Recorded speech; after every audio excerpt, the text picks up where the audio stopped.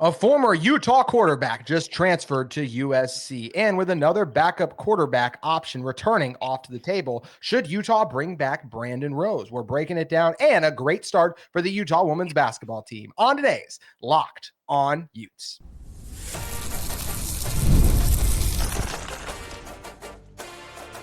You are Locked On Utes, your daily podcast on the Utah Utes. Part of the Locked On Podcast Network, your team every day. Hello, everyone, and thank you for making Locked On Utes your first view and listen of the day. We are part of the Locked On Podcast Network, available wherever you get your podcasts, as well as on YouTube. If it's your first time listening to our show, make sure you like and subscribe. Love interacting with all of you in the YouTube comments, as well as on social media. We can follow our show at Locked On Utes on X. Today's episode of Locked On Utes is brought to you by FanDuel. From big upsets to game-winning drives, the NFL playoffs are better with FanDuel. New customers can bet $5 and get $200 in bonus bets, guaranteed, win or lose. Visit FanDuel.com today to get started. My name is JT Wistrcill, former intern inside the University of Utah Athletic Department. Excited to be joined on today's show by Utah beat reporter Michelle Bodkin. And Michelle, going to start off with what is often the talk of every football program, and especially with Utah football, the quarterback position, and particularly with Utah football, backup quarterbacks. Utah brought in Sam Huard last year, a former Washington five-star quarterback, had success at Cal Poly. He came in injured at some point. We are obviously never know when these guys get hurt, when it's behind the scenes, the Kyle Whittingham program. So ended up getting hurt. We never got to see him. And he entered the portal. Jason Beck comes in, new offensive coordinator. Now he's off to join the Trojans with USC. My reaction to this is Utah's fine. Look, could Sam Huard end up being a solid backup for USC? Sure. I mean, even them, I got to believe they'll bring in a third string. And did Huard get better when he was at Cal Poly? Yes. But the last time he was at the Power 5, then now Power 4 level, it didn't go well. I don't think Utah's losing any sleep over losing Huard, and that the fact that he's not going to come back. Yeah, I mean, to be honest, I don't think Huard was ever exactly a great fit for Utah. He's just not as mobile as the quarterbacks that they typically have brought in. He definitely wasn't as mobile as Cam Rising or Isaac Wilson this past year. So, I mean, that's a little bit different. And then you look at, someone like Devin Dampier. I mean, he's just not comparable to anybody that they're bringing in. And I think what they're trying to do offensively. And I think even more so now under Beck, that offense really lives and dies by the run and strategic throwing, whereas Huard is more of a stand in the pocket and throw it kind of guy. So, I don't think he would have been a good fit. I don't really see him having had any kind of success in Utah's offense and where they're wanting to take it. So this is okay, and this is fine. Sam was a great kid. I got to spend a little bit of time with him up at the Ute Reservation last summer, and he really did a great job connecting with the kids up there. Was always super nice and gracious with the media the couple of times that we got to talk to him in the scrums before he ended up getting hurt and being done for the year. And then the coaches also talked really highly of him. So, I'm happy for him that he found a landing spot. Hopefully it's a good place for him and it works out and he can kind of accomplish the goals that he wants to accomplish. I think he was a good teammate while he was here. He just wasn't really the right fit. It couldn't get healthy. And like you mentioned now, even more so too, the system, he wasn't an ideal backup for Cam Rising, and now you're going to get even more mobile with Devin Dampier. It didn't make much sense. So he goes in the portal now, goes to USC to be the backup, potentially even third string. Like, we'll just see how it goes. And like I said, we like Sam Huard. Like, he's a good person, but just the facts are, last time he was at Power 5 level, it didn't work out so well. So that's why I don't think Utah's losing any sleep over losing out on Huard. They have other backup options on the table, one of whom we're going to talk about in a moment. But Michelle, I do think it's just interesting. Man, this Utah to USC thing, it actually kind of happens a lot here. It's more so been a recruiting thing than a transfer portal as of late, although it's probably a transfer too that's slipping my mind at the moment. And Utah actually did get an offensive lineman from USC to commit in the portal, but speaking of offensive linemen, Aaron Dunn was going to go to Utah, and then he flips to USC. You get another guy in Jerome Miles, who is no longer committed to go to USC. He ended up at Texas A&M, but this is something that's frequent. So what does this say, this little thing going on between Utah and USC, it's just so funny, right? Because Utah obviously beat USC so much leading up to all this, but Now NIL plays such a large role, and Big 10 versus Big 12 exposure. There's something to be said about that too. And I do think that's what it comes down to more than anything. Like why has USC been taking a lot of Utah guys? Look, USC's NIL is at another level. When they see a lot of these guys and just the opportunity to go to California, that's a big market. When USC is USC, and it's been a very long time since that has been the case, they're a top 10 brand in the sport. That's appealing. The NIL is appealing. Living in California is appealing. And since they're on the West Coast, they have a good feel for the talent in the state of Utah. I think that's what this is more than anything, why so frequently we see Utah players at any point, whether that be recruiting players or transfers, end up with the Trojans. For sure. And to be honest, it's not even USC that's kind of picking up on this. I mean, we've talked about it in the past, the Morgan Scalley bump, where they find a guy that's maybe under the radar in Texas or in Southern California. And all of a sudden, all these other big name programs are starting to offer this kid because they noticed that Morgan Scalley in Utah offered this kid. It's been a very regularly occurring thing for several years now. And I think that's, a tip of the hat to Utah, that they're very good at finding especially underrated, undervalued guys and seeing the potential of what they could be, and therefore getting other programs to maybe show some interest in them. Now, whether or not those programs will be as successful developing those guys, who's to say? I think a lot of those programs that tend to jump on the bandwagon after the fact aren't necessarily developmental programs. It's interesting in this new era of NIL and the transfer portal. I start to wonder, is Utah going to be as much about development as well? Just because you don't have time to do that. I think there will be key guys that Utah will kind of hang on to and work on and develop, and there will still be those guys. But will it be as big of a point of emphasis moving forward? It's going to be interesting to watch. There's a lot that's changing in the landscape of college football, and it's going to be really, again, very interesting to see how all these programs adapt. Obviously, we've seen Utah make some moves this year that very different than what they've kind of done in the past. And it's because they needed to make those moves. So, what does that do for everything else that they've done in the past? Kind of a wait and see situation. But to me, when you have a program like USC really interested in guys that you're interested in, I think to a large degree that I think that's a compliment. I think that means that you're doing something right, and they're seeing that. And it kind of sucks that sometimes maybe you don't always compete for their services the way that you maybe would want to, but at the same time, with the transfer portal, okay, maybe they go there to start, maybe they come back here after it doesn't work out, or maybe it does work out for them. It's a crazy world. It's so crazy, and very interesting, again, how everything just kind of is falling out and changing, and how people are having to adapt to it. You're right. Especially talk about like leaving and coming back. And some people might be like, I don't know about that. Are players really going to leave one program and return?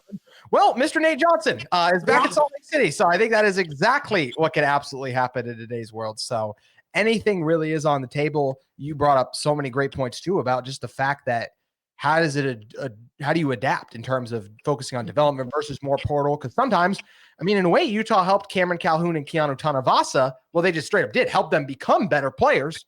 And now Alabama and BYU get to reap the benefits. So that's where this all becomes very interesting moving forward, how you adjust and run your program. And it's a big deal. And obviously one big thing when you're trying to run a successful program is the backup quarterback spot. It's been a spot where Utah has had a lot of issues over the last few years.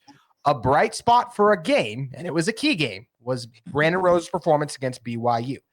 Could Brandon Rose, who is still currently sitting in the transfer portal, be an option to return to the University of Utah? That's what we are going to be talking about in one moment. But first, today's episode of Locked On Utes is brought to you by our friends at Rocket Money. Rocket Money has you covered, because as we start the new year, one thing that we are all trying to adjust to is saving money. And that's where Rocket Money comes in. Did Rocket Money help you find any subscriptions you forgot about or that you were paying for twice? That definitely happened to me. I had a few subscriptions that I didn't even realize I was still paying for, and Rocket Money made it so easy to track them all down. It's like having a personal assistant for your finances. Rocket Money is a personal financial app that helps you find and cancel your unwanted subscriptions. It monitors your spending and helps you lower your bills so you can grow your savings. Brings everything together in one place, whether it's subscriptions, your spending habits, or even the goals you want to hit this year. Rocket Money has over 5 million users and saved a total of 500 million in canceled subscriptions, saving members up to $740 a year while using all of the app's premium features. For me, one of the best features is that subscription tracker. I mean, there are so many subscription services out there that it's nice to have a feature that you can use to cancel services that you're not using. And I've already saved a ton with Rocket Money subscription tracker. Plus, with the goals feature, I've been able to automatically set aside money for my future. No more stressing about budgeting every month. Cancel your unwanted subscriptions and reach your financial goals faster with Rocket Money. You can go to rocketmoney.com/locked-on today. That's rocketmoney.com/locked-on today to start saving and cancel those unwanted subscriptions. Head over to rocketmoney.com/locked-on today. All right, Michelle, talking about the backup quarterback room. Sam Huard is gone, but one name that is still an option is Brandon Rose. And Brandon Rose gained a lot of fanfare with his performance against BYU. It was the best the Utah offense looked after Cam Rising went down, and even when Cam Rising was back and not healthy, against Arizona State. So Rose performed well there. It'd been a long, even Bryson Barnes 2 years ago at spring ball, we're talking about, is he going to beat out Bryson Barnes to be the backup quarterback? He was at the time, then dealt with that injury before the season started. So there has been so much made of Brandon Rose despite limited amounts of time seeing him on the field. But he showed some heart against BYU. The Houston performance wasn't what you hoped, but he knows this program well. Sure, the offense is a little different, but when it comes to bringing Brandon Rose back, I would absolutely be down for it. The more competition you get into this room, the better. I would say the one issue and problem with that, and the reason why he's probably still sitting there, is he's not going to be useful to anyone this year with the injury that he sustained. Mm-hmm. It's going to be about the end of this next coming season before he might be ready to go. Mm-hmm. So, I mean, in theory, yes, if he was healthy, I think he would be a great option. But this year, this is going to sound so cruel and mean, and I don't mean it that way, but he's dead weight. He's someone you're carrying on your roster that you can't use because he's going to be busy rehabbing and getting back from a Liz Frank injury, and those are gnarly. Those take some time. You know, we saw that with Gianni Paul. I believe Landry Barton was also a Liz Frank injury, and he wasn't quite himself, so it's just the problem with Brandon Rose is he's not going to be useful to anyone for a whole season. So he's going to be sitting in redshirting or taking a medical redshirt. Do I think Utah would let him come back and get better and maybe pick up the offense? Sure. But he's not going to be pushing anyone this year. He's not going to be adding to the competition. So, I mean, realistically, Utah's still looking at perhaps needing one more person to bring in to be that kind of guy. But it's not going to be Brandon. Made a great point. I obviously we all remember when he got hurt, but I had forgotten about the severity of the injury and that the fact that he is going to miss that much time. So, and it's really unfortunate for him because then he's going to, if he doesn't get signed this year and just spends it rehabbing, then he has to come back next year, and it's going to be the same thing, just trying to get recruited with such limited sample size and playing time. So wish Brandon Rose the best, but based on the timeline of when he would eventually be available, I think you're right. I think it doesn't really make a lot of sense for Utah to bring him back, because at that point, when you look at the other options, was Brandon Rose probably a better option than Isaac Wilson last year? I think yes. I think that was better than Isaac Wilson. I think that was proven once he got the opportunity. But is Isaac a better option when he would have been learning Jason Beck's new system than just throwing Brandon Rose out there who spent all offseason recovering and rehabbing? I agree with that. And obviously Utah's added other quarterbacks. They got the Oklahoma transfer in there too. Wyatt Becker is coming up to Salt Lake City. Michelle, I would still love to see this team add a veteran backup. What do you think about the backup quarterback room right now behind Devin Dampier? I think ideally you would want to bring in a veteran quarterback. The problem is, and again, I think fans are having such a hard time understanding what's realistic and what's not. Veteran guy is not going to want to sit behind someone. They ran into that with Cam Rising. They ran into that a little bit when they decided to pick up Devin Dampier. And obviously, we're assuming he's going to be the starter and going to be the guy that takes the reins. That's maybe not known for sure, but logic says that's where that's heading. And if you can pick that up as a fan or as a reporter, guys in the portal that are looking for their opportunity to start can also pick up on that. And so it doesn't make Utah a great choice. And for that matter, that it means a lot of programs are not a great choice for these guys. And that's on the flip side. I'm talking about, the reality check that fans maybe need to have when thinking about who they want to bring in or what the ideal backup quarterback is going to be for a program. On the flip side, these quarterbacks that are entering the portal also need a reality check.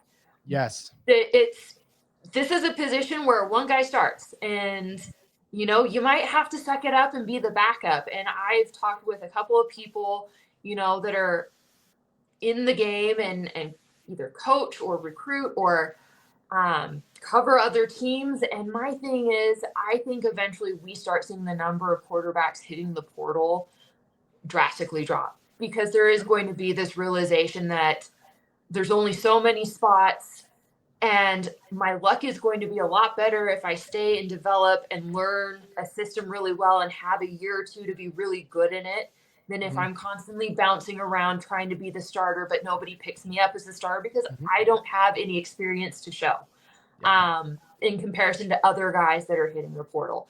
So again, there's just this whole interesting dynamic of things moving around, switching, changing. Again, I think we'll start seeing that quarterback spot really settle down. I think you'll start seeing teams kind of keep their quarterbacks and develop them through because the realization is going to hit that unless you can show something really great, you're not going to get picked up and get the money that you think you want to get. Or there's just going to be a lot of competition to try and get those few spots. So it's kind of a two-way street there. Again, yes, I think ideally what program wouldn't want an experienced backup? But is that really realistic? Unless you have unlimited buku bucks where you can pacify someone to sit on the bench and wait their turn, I just don't think it's terribly realistic. Ideal, but not realistic. You're right. It's something that's very challenging. You do see other programs find a decent veteran backup, but it is hard when, like you mentioned, we expect Devin Dampier to be the starter for this team. The fact that he is reuniting with his former offensive coordinator, I think that scares a lot of veteran QBs away. Even if Utah could find someone just who has college playing experience, and I guess they have that a little bit, and Dallin Engelman is the one backup there, but I'd love it if they could find someone who at least has some, even if it's not Power 4, Group of 5. But you are absolutely right, Michelle. That is easier said than done because that guy in the portal, he's more than likely looking to play. He's probably not looking to sit behind anyone. Also, you mentioned something really interesting when you brought up that, do you expect Devin Dampier to be the starter? We both do. Of the backups on Utah's roster, who do you think has the best chance to push or compete with him for the starting job? Or if not that, who would you give the inside track to the backup job to as we sit here on January 7th? Oh, man, that is a great question. That is a fabulous question. I haven't thought that hard about it, to be honest. You know what? I need a little spring ball in my system to kind of see what Utah's working with. I think from a logistical standpoint, I think the hope is that the kid from Oklahoma is the one that competes and is the backup. Yeah, Brandon. I've heard. I think they really want to avoid at all costs putting Isaac Wilson in if they have to at this. I think the idea is to give him the time he needs to learn if he's willing to stick it out and do that. There is a spring transfer portal. window too. I don't know what's going to happen to that quarterback room one more time after spring.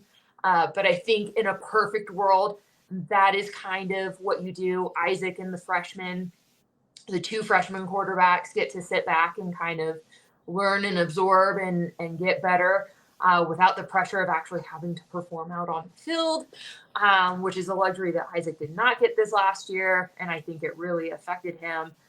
So I think that year sitting would be really good for him. But I mean, at the same time, if you have someone show you something that the others aren't, how can you justify? So whether that's Isaac, whether that's Bird Ficklin, or Wyatt Becker, I'm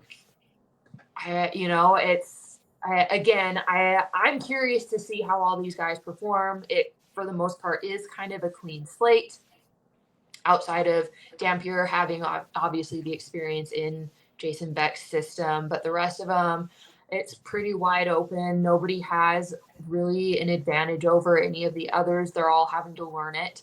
And to me, it's may the best man win. We'll just have to see what happens this spring. We will. I think the only other name I'll bring up, and I'd forgot him earlier because it's just still funny he's back on this roster, is Nate Johnson. And I know we've heard about him being a receiver / QB. Look, Devin Dampier is an incredible athlete. This offense is going to be tailored towards his running ability first, then his ability to air it out, at least for what I believe. So Nate Johnson's one heck of a runner of the football. If he can cut down on the ball security, that's the biggest thing. The plays he still made in 22, 23, and even last year, he was a backup at an SEC school in Vanderbilt that ended up being bowl eligible. I right now like him best to be, if Dampier got hurt, him to be the guy who goes in, but there are a lot of intriguing options outside of him that we brought up. And if he's playing great at receiver and if he's able to earn an opportunity in a spot there, then he might see more time there and they might not want to bring him in as the backup. So a lot to be determined in just with this Utah football team in general, honestly. And we got a long time till we get to the season. Even spring ball still obviously a couple months out. One thing that is not far out, though, and currently happening right now is the Utah women's basketball season. And what a year it's been for them. So much happening off the court, of course, with Lynn Roberts becoming the coach of the LA Sparks. And then Gavin Peters is taking over, and he's done a great job. They finally just got ranked 22nd, 7-game winning streak. This team is crushing it right now, just getting underway in Big 12 play. Michelle, what has impressed you most about this team so far? I think it's just not allowing outside noise to affect them. I mean, it can be super distracting when you think you're heading into a season with one coach and then you end up having to have another. And the good news is Gavin Peterson has been with them for as long as Lynn Roberts has. And those two were peas in a pod. Obviously, I mean, they're going to have their little differences, and Gavin's going to start putting, his stamp on the program. But for the most part, there's continuity there. Very, very similar, I think, minded as far as scheme and what they want to do and what the culture needs to be. So there's not a lot of turnover there, but it can still be distracting. And the fact of the matter is they never let it get to them. They have that gritty win over number 3 Notre Dame from earlier in the year. They had to kind of slug it out against Iowa State, who, I mean, is a very They got a really good player still. It hasn't been a great year, but they got some good players. Crooks is one heck of a player. Yeah, God bless whoever has to go against her. She's a tough cookie to go against. They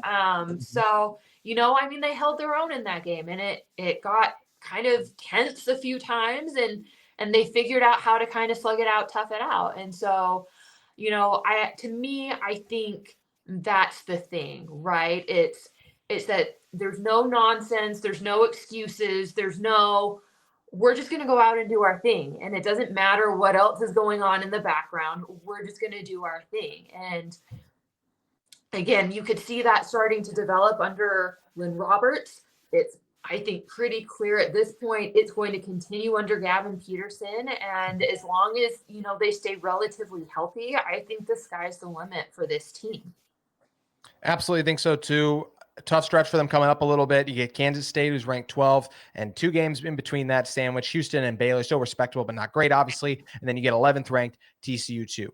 the Big 12 is not the basketball juggernaut for women's basketball. We know men's basketball is a juggernaut. The men's team is going through that right now, where the men's basketball of the Big 12 is a big jump up, but the women's basketball is not. And credit this Utah team for not losing against some of the unranked teams they've played, as well as taking care of business against, my goodness, the win at Notre Dame, like you brought up. I mean, that is a massive win too. And it's so cool to see how well connected this team is, right? You can see all the different individuals, like obviously Gianna Niepken's going to lead them in scoring most nights, but you're getting so many other contributions, right? From a Jenna Johnson, Maya Torrey, as well as Izzy Vieira. Kenny McQueen will miss some time, like we said, but the future is bright for this team.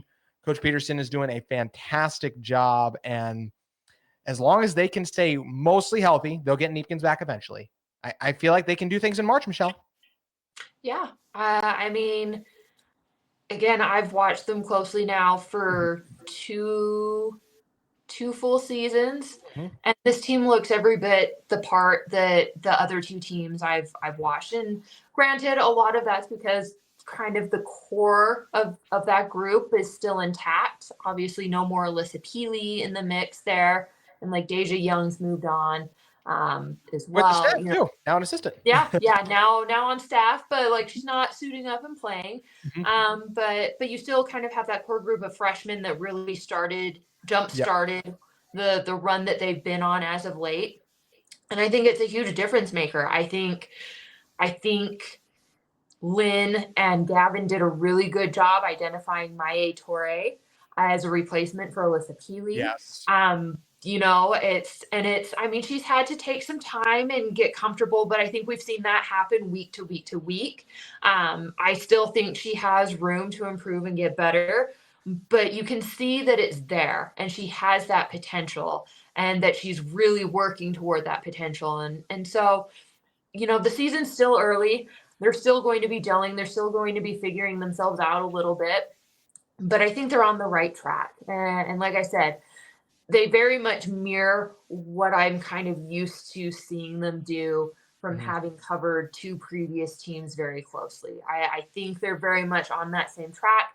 Just got to, make sure that you stay, again, relatively healthy. I mean, dings and bruises are going to happen. People are going to need rest here and there. But if they can, for the most part, not have any disastrous injuries, I think they can make a run, and I think they might surprise some people. For this team to be ranked, having lost a player to the WNBA, Alyssa Peely, as you mentioned, having lost their head coach in Lynn Roberts after the season started, so you spent all the time with her, then she leaves before the season started, and you're also adjusting to a new conference schedule. Yes, the competition, you're not playing as many ranked teams, but it's still new atmosphere. You don't know their styles as well, all of that, and you're still off to a really good start. Hats off to what Coach Peterson has done, what this roster has done. Can't wait to cheer them on. I feel like they got a great chance to win it all, even though there are some good teams. I mentioned the TCUs, the Haley Van Lists of the world, as well as the Kansas State, what they have going on too. So it's going to be a fun season to watch it all play out, but excited to follow this team along. Speaking of following this team, Michelle, if people want to follow all things Utah athletics, what do they need to do?